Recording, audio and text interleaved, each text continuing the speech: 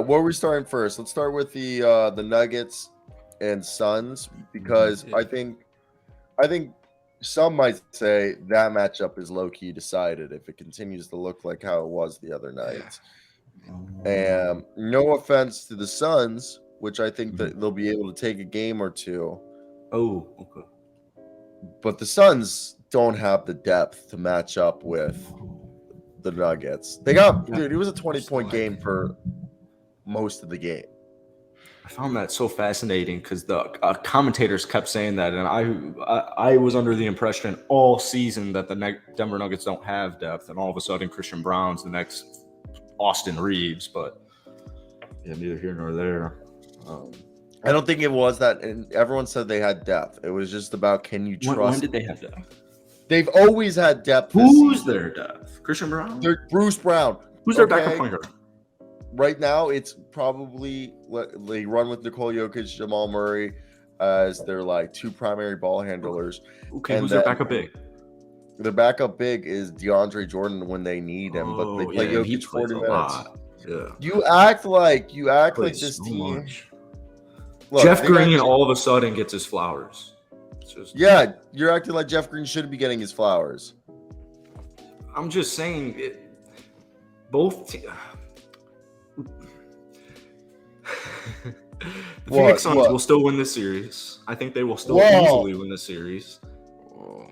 Okay, look, first off, whose 8-man rotation do you think is better? Okay, the 8-man rotation the Nuggets running is Gordon, Michael Porter Jr., Jokic, Murray, and Contavious Caldwell-Pope as the starting lineup. Then they got the defensive dog Bruce Brown, all right, coming in, and then you got yourself Jeff Green and Christian Brown. That's your rotation versus the Phoenix Suns, who are running Kevin Durant, Josh Okogie, DeAndre Ayton, Devin Booker, Chris Paul, Torrey Craig, and then that's basically it. Then they're freaking trying to decide who's going to have a better night between Landry Shamet, Damian Lee, Jacques Landale, and Bismack Biyombo.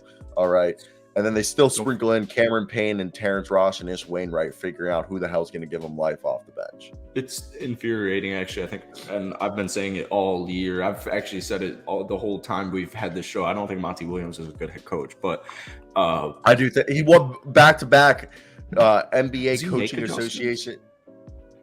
He runs a 1.5 adjustment. We talked so many times this season, and I know you're a big supporter of Landry Shamet, and I ask you why. Didn't Monty Williams' first season or second season they went to the finals? Yeah, and I don't know. They played an AD-less Lakers. I'm not calling it a victory. I'm just saying it wasn't the most difficult run, but I digress. All right, the Phoenix Suns shot 7-23 from downtown. They were out-rebounded 41-58. They had 16 turnovers. Good, right? Okay, what happened against Game 1 in the Clips? 6-19 from downtown, out-rebounded Kawhi 38. So I guess the Nuggets are better than the Clips, but I think that's accurate. I have a hard time believing Aaron Gordon's going to shoot 20-20 again and drop 62 points. If Jamal Murray keeps it up, yeah, it's going to be a lot more difficult, but I see where you're coming from. I just think Phoenix is still better. Jamal Murray's that dude.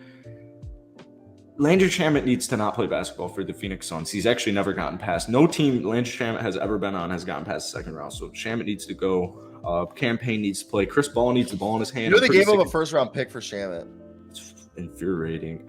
I think Chris Paul, he's not shooting God, he's point God. So why is he in the corner every possession? And Devin Booker thinks it's like 2018 still, and they have no point guard. Like, your point guard's Chris Paul. Give the ball to Chris Paul. And we saw it at the start of the third quarter when Chris Paul had the ball in his hands and he's making things happen. So I just want to say the Suns so far in 6 games in the playoffs, they score 119 points. They give up 117. All right, you got the Nuggets who are scoring 116 points. They only give up 105. All right, this is a team that the Nuggets, they're putting up about 33s a night in the playoffs, while guess how many threes the Suns are putting up? Made or attempted? Attempted. 20. Yep, 23. 23 threes. This team shoots about 86 field goals, and about 50 to 60% of those field goals are mid-range. This team's a mid-range maestro. They love their mid-range. There's nothing wrong with it. You got Devin Booker, Chris Paul, and and KD on the team, you're going to be taking a lot of mid-range jumpers. But at the end of the day, you're playing a team that usually makes 5 to 10 more threes than you. That's 15 to 30 more points than you. I think at the end of the day, depth, whatever you want to call it, that might not matter because the Suns don't take enough threes that at the end of the day, like even if they're having an efficient night, and the Nuggets aren't having an efficient night, but the Nuggets jack up 40 threes, hit 20 of those threes, or maybe 15 of those threes. Suns only shoot 20 threes and hit 5 of those. Again, that's a 15-point difference already just in threes. And even as a whole, the Nuggets put up more field goals. But they were averaging. But you just said the Suns are averaging 117 points a game, so it hasn't been an issue quite yet. 119, but yeah, I mean, let's go against in their last game against the. They shot 7 to 23 from downtown, and I'm saying they also shot 6 to 19 versus the Clippers in Game 1 from downtown. You know the Boston Celtics lost every Game 1 except for last year, except for the first round against the Brooklyn Nets. You know the Golden State Warriors were just down 2-0. Like the Suns were just down 1-0 in the last round. I think people draw a lot of conclusions from the first game. Well, and I get it for the Suns because Monty Williams doesn't make many adjustments, but somebody's gonna have to step up. Nuggets look the Suns lost this game because they dug themselves in a hole in the second quarter, where I think going into halftime it was 51 to I think it was 68 going into half. And they just weren't able to dig that hole. But going into the second quarter, the Nuggets were actually winning 30. I mean, the Suns were actually winning 32 to 31.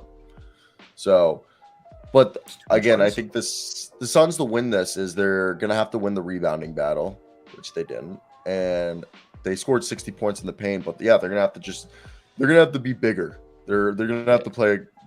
They are a bigger team. They're bigger than the Nuggets in the sense that DeAndre and Aiden should out-rebound Jokic, and Kevin Durant needs to be bigger. Just the team needs to play bigger. Yeah, I think the Suns need to do something that Jackson talked about them struggling with is make adjustments. They're not going to win this series with depth is going to kill them in the end if they're not making adjustments and putting the same starting five on the floor. I like the Nuggets in this series. I fall victim of watching one game and just, believing in a team. So, that wasn't even a game. I kind of think the Nuggets are like, this isn't a series. This is the Timberwolves 2.0. Shout out Mike Malone for that timeout hype speech. That's something Monty's not going to be able to do. But no. Yeah, with you and Cyro both feeling good about the Nuggets, I actually feel really good about the Suns winning now. Yeah. I think they need to just attack because Denver, I hate to break it to both of you, they're not a good defensive team. So I guarantee you actually Three is worth more than 2. 3 is worth more than 2. I actually guarantee you the Phoenix Suns win the next game tonight. Guarantee you. All right. I got the Nuggets winning this in 6, but I wouldn't be surprised if Phoenix takes the next game. Agreed. Phoenix tonight, Jackson. Phoenix tonight. Ooh, yeah, I'll go with you. Phoenix tonight. Clean sweep. All right, sweep. Let's go over to Lakers.